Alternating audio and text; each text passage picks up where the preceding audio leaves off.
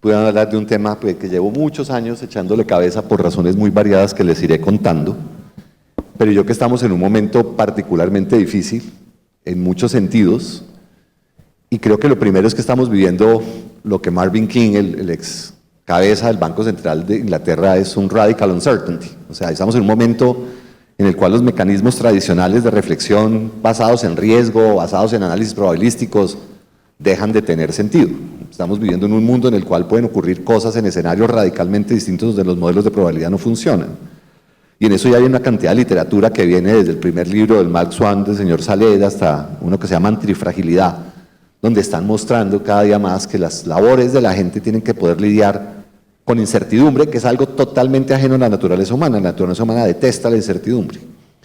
Y entrenar gente que sea capaz de lidiar con incertidumbre requiere una forma de pensar distinta.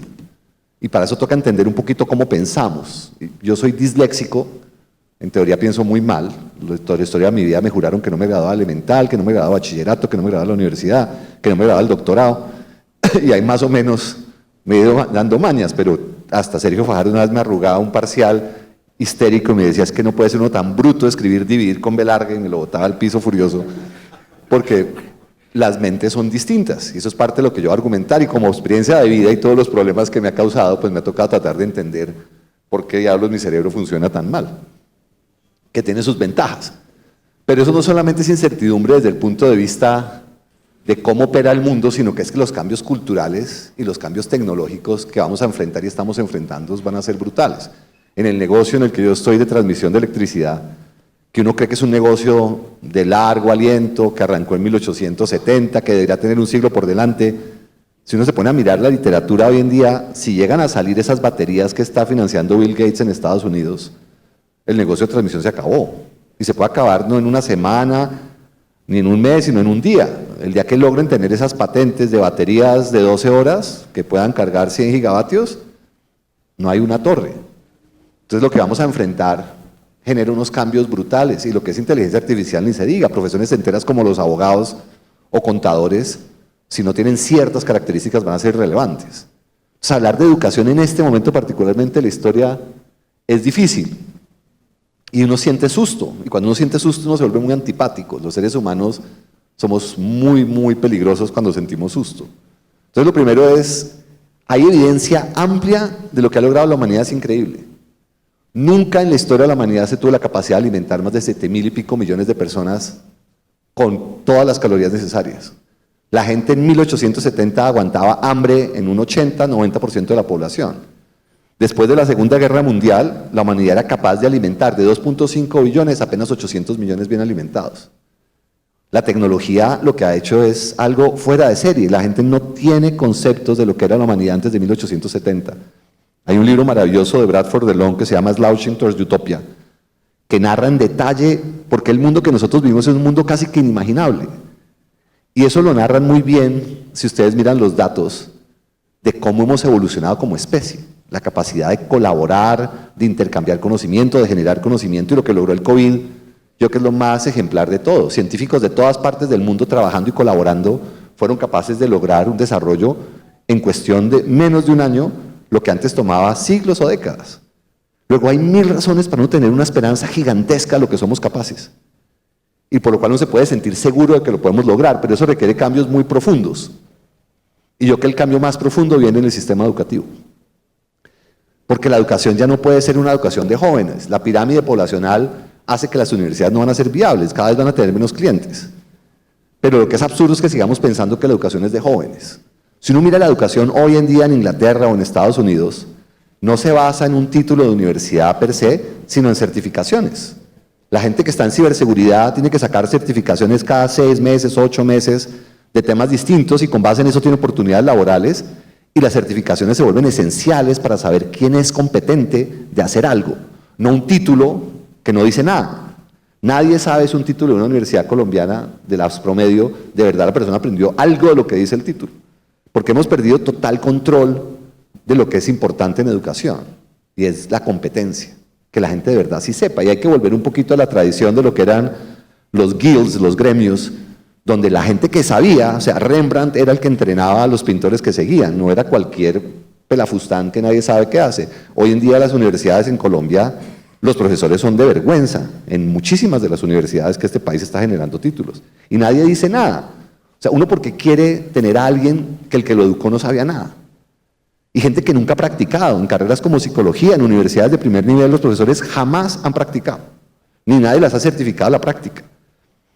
Si uno mira los sistemas educativos que funcionan, un project manager en Estados Unidos puede tener el título de MIT que quiera, tiene que trabajar con un project manager certificado 4 años para que le den la opción de pasar el examen de certificación de project manager. Entonces, lo primero que yo les diría es, educación es una cosa que es de toda la vida y de la gente que es competente. ¿Y cómo le damos el monopolio a los que son probados, que todos sabemos que hacen las cosas bien, que sean ellos los que digan quién tienen derecho a tener ese certificado? Y nosotros en Colombia, en disciplinas fundamentales como la contabilidad, no hay un certificado de contador en Colombia. Y eso es malo para todos. El que no tengan certificados hace que sea una de las profesiones más mal pagadas. Al ser mal pagadas no cumplen su función, porque cualquier persona los puede presionar y decirle, si usted no me pone los estados contables como yo quiero, lo voto. Y ahí hay 150.000 más listos a reemplazarlo. La única forma de defender la remuneración de la educación es que el educado tenga derecho a una remuneración buena. ¿Por qué? Porque son pocos, porque son competentes, porque están demostrados, porque tienen un nivel superior, porque se han sacrificado más, porque pueden hacer las cosas mejor. Nosotros nos dejamos en un sistema educativo que se quedó quieto, estático. Y lo primero es que la educación tiene que ser más continua ahora que nunca. Y no puede seguir siendo costosísima, en el cual la gente tenga que gastar 5 o 4 años de la vida para tener lo que llamamos educación. Porque la plata no da y porque el tiempo no da. La gente necesita poder tener opciones de ir haciendo, demostrando, aprendiendo con 1 año, con 6 meses, con 2 años y tener la opción a lo largo de la vida de ir ganando créditos que le pueden dar diferentes niveles. Luego el concepto es totalmente distinto. Uno no quiere un hijo con un título de abogado, de economista, de eso, sino quiere un hijo que tenga una cantidad de competencias y esas competencias van a ser las determinantes de lo que podemos nosotros hacer con ellos y lo que ellos pueden hacer con nosotros. Un tema muy peligroso para las universidades existentes también es que por ese modelo que tienen, no tienen una opción de fuentes distintas de ingresos. Y se nos van a volver unos elefantes imposibles de financiar. Y uno sí quiere tener unos espacios donde haya gente que investigue. La investigación primaria es absolutamente esencial para cualquier sociedad y no la va a pagar el sector privado. Los grandes desarrollos en química, en física, en matemáticas, nunca lo va a poder financiar porque eso no es rentable. Luego tiene que haber un mecanismo en el cual eso se financie. La única forma de que eso se financie es de que todos volvamos a la educación y que la educación se vuelva algo que sea inherente al crecimiento de todo ser humano a lo largo de toda su vida. Y para eso se requiere un cambio importante en la acreditación. Y en eso voy a llegar al puro final. En Inglaterra hay un debate fenomenal donde la gente se está formando con las empresas, en las empresas, y son las buenas empresas reconocidas las que están empezando a acreditar a la gente. Y la acreditan porque lo han tenido educando y trabajando a la vez. Y no trabajan ni se educan para la empresa, se educan para ellos hacer empresa. Es imposible pensar que vamos a poder tener un mundo moderno de incertidumbre en el cual la gente va a ser empleada. Nadie puede aguantar el riesgo hoy en día de tener masas de empleados. El mundo cambió radicalmente. Toca pensar en cómo generamos un mundo donde la gente pueda hacer cosas y donde todos hacemos cosas y emprendemos de una manera. Pero en Colombia, las normas contables, tributarias y las regulaciones hacen imposible comenzar. Si ustedes miran un comercio elemental y le llega el señor de Saico a Simpro y le empieza a contar televisores y mesas y sillas, usted ya se jodió. Y si le llega a la Secretaría de Salud y le exige 3 baños, 4 lavaplatos, ya tampoco pudo. Y si llega el del INVIMA que le pide baldosines en los techos, ahí ya terminó. Si nosotros no rompemos el mecanismo actual de regulación del Estado para la capa más baja de la capacidad empresarial, estamos jodidos sin opción, porque no hay forma que las empresas formales absorban toda la población que viene. La gente va a tener que formarse para ella poder ser gestora de su destino. Y esa desconexión de la empresa, de la capacidad de la gente de emprender y de la educación, yo creo que es el reto más grande que tenemos. Y lo que a mí más me asusta, y lo que más les voy a hablar, es que si no damos una discusión profunda de qué es educar y lo que implica desde el punto de vista del desarrollo de la mente humana y del carácter de las personas, hoy en día estamos otra vez en la caja de Pandora de la manipulación masiva de la desinformación. Y eso es lo que les quiero enfatizar, y es donde yo tengo una ventaja comparativa por ser disléxico, me tocó aprender a lo largo de la vida, como uno piensa. Y estudiando economía sufría una enorme angustia de ver que todo lo que yo repetía, enseñaba y aprendía, yo sabía que era mentira. ¿Sí? El ser humano no maximiza, la función de utilidad no existe, el ser racional que entiende lo que tiene en su entorno para una toma de decisión inteligente, todo eso es paja. Entonces, ¿cómo uno puede pensar la realidad con modelos que son mentira? ¿Y cómo va a poder tener una condición que es correcta? Pero afortunadamente hay gente que viene analizando esto y se sabe muchísimo. No sé si todos conozcan esta literatura, si la conocen mil disculpas, pero si no, los invito. Obviamente el libro de Harari es popular, y ese no voy a hablar de eso, no es lo relevante, pero sí dice algo muy importante, y es la educación de la revolución industrial, de gente que cumple horarios, de gente que repite acciones, de gente que obedece jerarquías, eso se acabó. Se acabó porque todo eso lo puede reemplazar una máquina. Si queremos seres humanos que sean agentes, necesita gente que sea capaz de ser crítica. ChatGPT hace que le hagan cualquier análisis legal en 2 minutos, pero lo hace probablemente mal. Uno tiene que tener a alguien que sabe lo suficiente para poder decir, oiga, eso quedó mal, toca reemplazarlo aquí y acá, o si no, uno va a ser el oso más ridículo en la vida. Luego, que la gente tenga capacidad crítica de saber si sabe o no sabe. Que créanme, eso es lo más difícil. Yo me acuerdo más o menos a los 30 años, yo caí en cuenta cuando empecé a saber si sabía o no sabía. Y me demoré, yo he sido lento, entonces probablemente 30 años es mucho. Pero créanme que es muy difícil. Yo con mis hijos vivo debatiendo y trato de explicarles cuándo yo aprendí a entender, y probablemente es de las cosas más bonitas y divertidas de la vida. Si no tenemos gente que sea capaz de crear y capaz de innovar, no vamos para ningún lado. Y aquí vienen uno de los libros que a mí me cambió un poquito la vida, y es El enigma de la razón, que era como esa búsqueda de tratar de entender pues, por qué mi cabeza funcionaba mal y por qué pensamos como pensamos. Y ese libro a mí sí me barajó las cartas, porque lo que le dice es, la mente humana no evolucionó para entender la realidad. La mente humana no evolucionó para hacer lógica. Esa vocecita con la que uno es capaz de hablar, eso no tiene ningún origen en temas de eficiencia, en temas de objetividad, en temas de lógica. Tiene un objetivo, que cuando usted vaya a cazar, usted sea tan estúpido que se levanta en la mañana y va a cazar con los otros porque todos saben que uno se lo va a comer el león. Y de los 10 que salen a cazar, uno no va a volver. Y la forma de coacción humana para que la gente hiciera las cosas que irracionalmente solamente lo podían llevar a hacerlo, porque cualquier persona que pensara 2 segundos dice, uy, yo estoy malo, hermano, vayan ustedes a cazar, yo estoy sintiéndome maluco hoy. La presión social para que la gente se sacrifique es la esencia del desarrollo de la razón humana. Porque el ser humano no es un individuo, como le dicen a uno en economía. Uno es un miembro de una sociedad, uno es un ser social 100%. Y la literatura más importante en psicología en los temas de opioides, que la hace una profesora francesa, muestra que el problema de adicción a la heroína no es que la heroína lo vuelva uno adicto, sino que la soledad, la falta de afecto, la falta de empatía, cambia los números de receptores de dopamina, y cuando usted le dan heroína, la heroína sustituye el afecto de la gente que a usted lo quiere. Las mujeres que tienen cirugía de cadera a los 90 años y las cuidan las hijas, les dan todos los opioides del mundo cuando las operan, porque los dolores son brutales. Ninguna se vuelve adicta. Las que van a un nursing home y las internan solas en un ancianato, unas adicciones brutales. La gente que se vuelve adicta a la heroína es la gente que está sola, la gente que vive la guerra, la gente que vive la pobreza, la gente que no tiene vínculos y empatía. Y eso es lo que ese libro muestra. El ser humano es un ser totalmente social. Y al ser social, su evolución es social. Y para ser social, sacrifica miembros. Y por eso fuimos tan brutos que en la Primera Guerra Mundial pudimos matar 20 millones de jóvenes mandándolos a unas ametralladoras uno tras otro. Y lo que es increíble es que lo hacían. Entonces, si uno no entiende que la mente humana está diseñada para que lo manipulen, porque es el diseño del origen de la razón, no los argumentos, no la verdad, no la lógica. Lo esencial de la educación es que la gente sea consciente de sus vulnerabilidades y que valore que el creer en el otro, el tener empatía y el tener la capacidad de juzgar de forma autónoma para que no lo manipulen, es la única forma de proteger las instituciones que tenemos.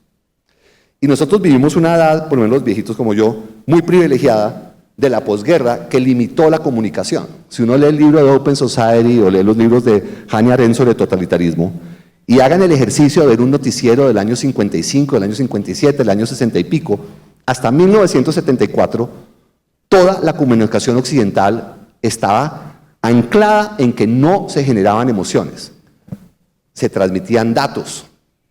solamente información. En una reunión de la Cámara de Comercio de Estados Unidos, gente experta en mercadeo empieza a diseñar mecanismos de lo que se llaman los generadores de opinión. Y empieza uno a hablar de los noticieros, una cantidad de fulanos que uno nunca sabe por qué diablos están ahí, y empiezan a decirle cosas y a generarle emociones. Ese objetivo es uno muy básico, es manipular, y es llevar a la gente donde uno la quiere llevar. Y tenemos dos mecanismos maravillosos en el Internet, Twitter, Instagram, que se volvieron unas máquinas que hoy en día no controlamos. Entonces estamos enfrentando un riesgo inmenso a lo que nosotros valoramos, y a todo lo que la humanidad ha logrado, hoy en día está brutalmente amenazado. Y está amenazado porque estamos diseñados para ese tipo de realidad, no para lo que nosotros llamamos educación. Luego, educación no puede ser solamente dar un conocimiento, educación tiene que ser darle a gente agencia. Si nosotros no formamos gente con agencia, no vamos a tener la capacidad de defender los valores que uno tiene, de una sociedad que la gente sea libre, que la gente pueda decir no. El valor supremo de un ser humano es poder decir no. Y esa no requiere que haya un Estado que lo defienda. Porque todos individualmente somos increíblemente vulnerables. Y ustedes lo están viendo en nuestro país vecino, pueden eliminarlo a uno en un segundo. Y cuando lo eliminan funciona, que es lo que es más triste. Entonces, eso es lo que nos ilustra la señora Martha Nussbaum. Y al final termino con eso. Porque ella muestra cómo la educación no puede ser solamente de competencias. Ese fue el gran error de Inglaterra y de los Estados Unidos en la formación del 1800 y principios del 1900. El origen del marxismo.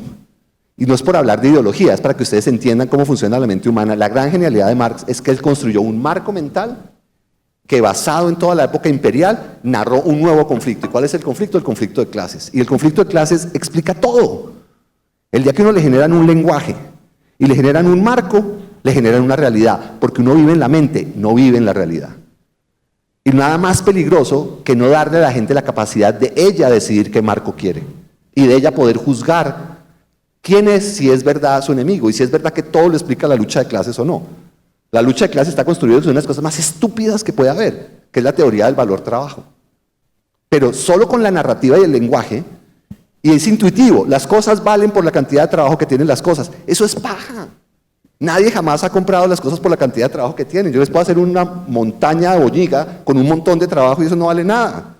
Luego el trabajo no determina el valor. Y la gente paga un montón de plata por cosas ridículas como la camiseta de Messi en el Mundial o el anillo de fulano de tal. O sea, la gente paga por una puerta del jardín del cantante de Queen. O sea, el valor no tiene nada que ver con el trabajo. Pero con ese argumento, que suena intuitivo, terminamos teniendo las guerras más brutales de la historia de la humanidad. Entonces, la razón humana es su preocupación.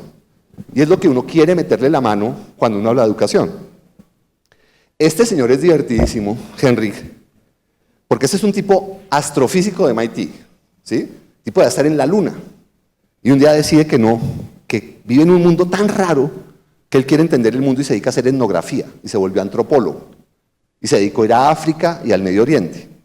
Y concluye en este libro que se llama Weird, White, Intelligent, Rich, Educated, donde dice, la narración de la literatura occidental con la que a mí me educaron es paja.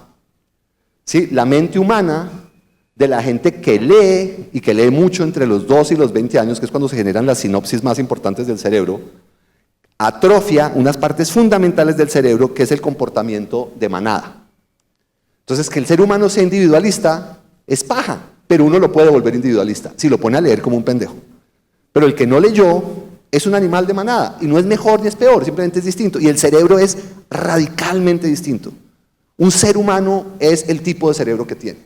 Luego, cuando uno piensa en educación, uno tiene que entender cómo diablos va a moldear un cerebro.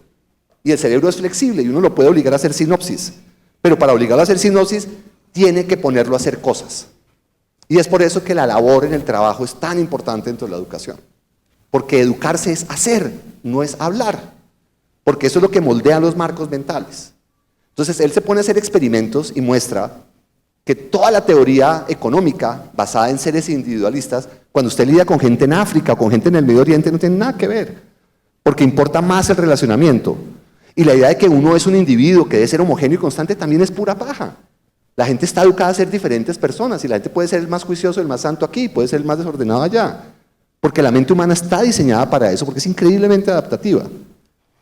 Y para mí este es mi zen, que fue el que me ordenó un poquito la cabeza, que se llama George Lakoff, es la cabeza de Cognitive Science de Berkeley. Tiene un libro maravilloso para este momento que se llama Moral Politics, y el análisis del lenguaje de Trump es de las cosas más brillantes que uno puede leer, ¿sí? Y le muestra a uno exactamente cómo funcionan los procesos. Y un poquito de las cosas que él muestra es, usted tiene que entender la arquitectura del cerebro. Y cuando usted entienda la arquitectura del cerebro, usted va a ver que la mente, como está armada físicamente, es la que determina el pensamiento. El pensamiento no es algo que está por fuera, ya libre, que mama gallo y que sale de la inspiración. Si usted tiene un tumor en un lado, le cambia de forma radicalmente distinta cómo funciona el cerebro. Y si le quitan un pedacito, también. Entonces, usted es una máquina en últimas, y como esté montada su máquina, va a afectar muchísimo lo que usted haga o no haga. Y esa máquina se hace a través de sinopsis. Y las sinopsis son formas de hacer modelos de cómo uno aproxima la realidad. Y los modelos son marcos. Frames es mucho más poderoso, pero para ponerlo en español me toca poner marcos. Pero la palabra frame contiene mucho más. Luego uno toda la vida tiene que estar pensando cuál es el frame. Y lo que uno quiere darle a la gente en educación es un frame. Y el ejemplo más bonito para mí es lo que hizo Franklin Delano Roosevelt en la Gran Depresión. Ustedes tienen dos lenguajes, y son los dos lenguajes que mueven a los seres humanos.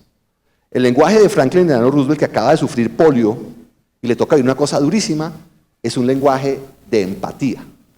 Absoluta empatía. Él sabe lo que es el sufrimiento de la gente que más sufre porque lo ha vivido en carne propia. Él no puede caminar. Era un hombre alto, guapo, poderoso, que de repente se ve limitado a no poder hacer nada. Y tiene una fotógrafa muy famosa que le narraba lo que era el sufrimiento de la gente. Y entendiendo el sufrimiento y teniendo empatía, y para mí esa es la parte que ancla la discusión de educación. Y es el valor supremo que uno tiene que generar. Es esa empatía lo que lo hace pensar que lo que necesita la sociedad es dignidad. ¿Y dignidad cómo? En el trabajo. Lo único que le da al ser humano dignidad y agencia es él ser el gestor de su destino, es hacer. Y esa es la política de Estados Unidos. Y si ustedes ven, el que la lidera y el que hace todos los campos de trabajo es Marshall, que es el que hace el plan Marshall después de la Segunda Guerra. En paralelo, el otro lenguaje es el lenguaje del imperialismo inglés, francés, europeo, que es el mismo lenguaje de Hitler. Yo nunca había entendido bien la Segunda Guerra, hasta hace muy poco que me regalaron un libro de un señor que se llama Richard Overy, donde dice, usted no puede entender la guerra si usted no entiende los imperios y el lenguaje de los imperios. El imperio es un mecanismo donde una raza privilegiada domina y forma a otra inferior. Ese es el lenguaje de Hitler. El lenguaje de Hitler es un mundo de suma cero. Si yo tengo, usted pierde. ¿Sí? La única forma de yo ganar es quitarle a usted. Ese es un lenguaje, no es una realidad. Pero usted puede construir cualquiera de los dos lenguajes, que es el mismo lenguaje de Marx, de la lucha de clases. El que tiene es porque le quitó a otro.